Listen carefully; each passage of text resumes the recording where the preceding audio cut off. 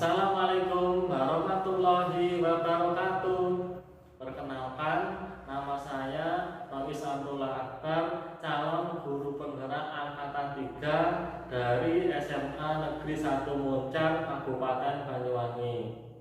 Saya di sini akan menjelaskan mengenai demonstrasi konseptual dari pemikiran-pemikiran Ki Hajat Dewantara.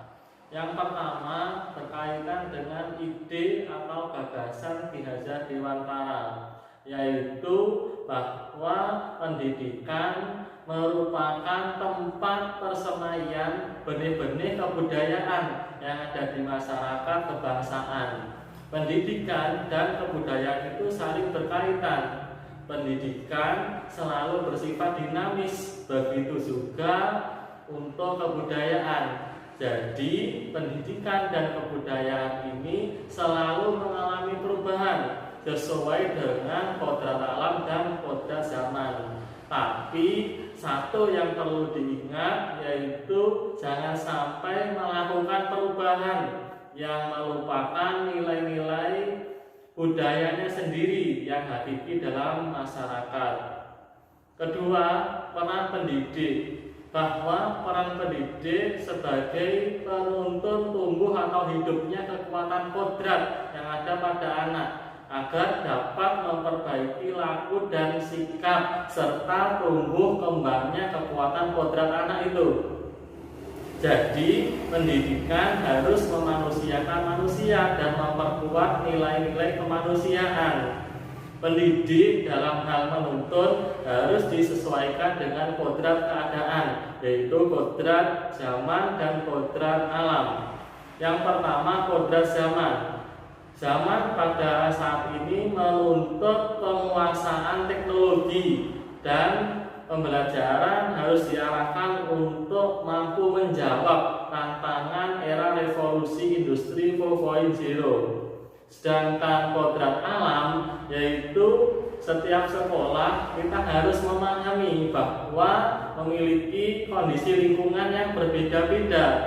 Hal tersebut dapat mempengaruhi kebudayaan setempat, sehingga guru harus menyesuaikan kodrat keadaan tersebut. Ketiga, bahwa pendidikan itu harus menghargai keragaman dan memerdekakan anak. Menghargai keragaman artinya setiap anak memiliki karakteristik masing-masing. Setiap anak memiliki potensi dan bakat sendiri-sendiri sesuai dengan kodratnya, bahwa setiap anak memiliki kekurangan dan kelebihan. Kemudian memerdekakan anak. Karakteristik anak sangat beragam, maka proses pembelajaran yang baik yaitu proses pembelajaran yang sesuai dengan keinginan anak, sesuai dengan bakat dan minat serta kemampuan anak. Keempat, berhamba pada sang anak. Pendidikan memandang anak dengan rasa hormat. Pembelajaran yang berpusat pada siswa, holistik, dan pembelajaran yang dilakukan secara seimbang. Pembelajaran holistik artinya pembelajaran itu mencakup semua aspek, baik itu aspek kognitif, afektif, dan psikomotor. Seimbang artinya ketiga aspek itu berjalan sama. Apabila ketiga aspek itu dilaksanakan dengan seimbang, maka dapat membentuk budi pekerti yang baik pada diri anak. Berikutnya, alasan konseptual, yaitu mengapa ide atau gagasan dari pemikiran-pemikiran Ki Hajat Dewantara perlu diterapkan pada saat ini. Ada beberapa alasan. Yang pertama, bahwa pembelajaran yang dilakukan saat ini lebih dominan kepada pembentukan ilmu pengetahuan daripada pembentukan karakter anak. Kedua, pendidikan yang memandang setiap anak memiliki kemampuan yang sama dan dalam mengembangkannya belum sesuai dengan bakat, minat, dan keinginan siswa. Yang ketiga, bahwa pembelajaran itu masih berpusat pada guru, sehingga guru ini dalam proses pembelajaran di kelas masih bersifat mendominasi, sehingga kita bisa katakan sebagai pembelajaran yang berpusat pada guru atau teacher center learning.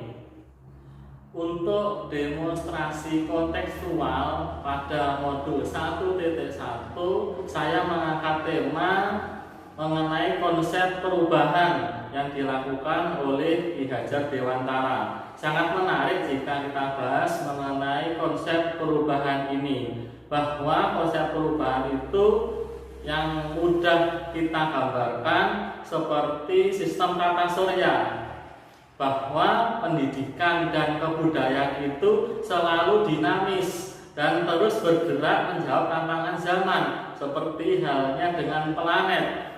Mereka selalu bergerak, berevolusi, berotasi, sehingga tidak ada yang statis, semuanya bersifat dinamis. Yang kedua, keberagaman, bahwa planet-planet itu memiliki karakteristik masing-masing. Pasti bumi memiliki karakteristik sendiri, Mars memiliki karakteristik sendiri, begitu juga untuk siswa. Siswa memiliki potensi masing-masing yang membedakan dengan siswa yang lain. Yang ketiga, konsep kemerdekaan, bahwa fitrah anak terlahir itu secara beragam. Anak memiliki karakter yang unik yang membedakan dengan yang lain. Maka dalam proses pembelajarannya pun kita juga harus membebaskan anak belajar yang sesuai dengan bakat, minat, dan keinginan anak tersebut.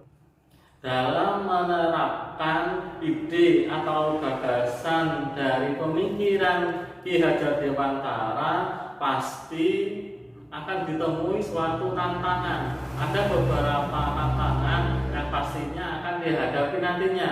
Yang pertama, tantangan itu bisa dari siswa. Kita tahu bahwa siswa itu memiliki kodrat masing-masing, begitupun juga dengan potensi yang dimiliki. Maka hal itu membutuhkan cara dan strategi khusus yang tepat dalam menuntut potensi-potensi yang berbeda-beda pada diri anak. Berikutnya dari rekan guru, karena tidak semua guru itu mau mendukung dan melakukan suatu perubahan. Berikutnya dari atasan, saat melakukan perubahan pasti nanti akan berhubungan dengan suatu kebijakan. Kebijakan yang tidak bertentangan dengan atasan itulah nanti yang dicari, yang bisa menimbulkan tantangan kita dengan berkolaborasi dengan atasan.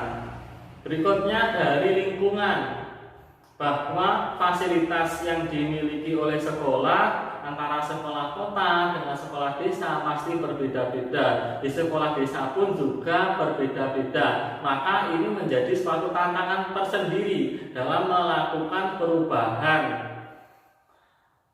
Terakhir, tantangan yang akan dihadapi nanti yaitu keterbatasan dari kemampuan guru itu sendiri. Karena guru pasti memiliki kelebihan, begitu juga memiliki kelemahan. Oleh karena itu ada fokus-fokus tertentu bagi guru yang tidak dapat dilakukan untuk melakukan perubahan itu. Jika ada tantangan, pasti juga ada solusi. Solusi untuk mengatasi tantangan tersebut yaitu kita harus memiliki komunikasi yang baik. Pendidik harus memiliki hubungan dan berkomunikasi dengan semua pihak dalam hal melakukan perubahan. Mereka harus melakukan suatu kolaborasi sehingga perubahan itu dapat dilakukan. Sejatinya bahwa perubahan itu tidak bisa dilakukan secara mandiri, tetapi semuanya itu harus dengan kerjasama atau dengan kolaborasi. Yang kedua, komitmen. Guru sebagai agen transformasi pendidikan di sekolah harus berkomitmen apapun itu hambatan dan tantangannya yang ditemui di sekolah ataupun di kelas harus dihadapi, harus ulet, kerja keras dan terus semangat untuk melakukan perubahan.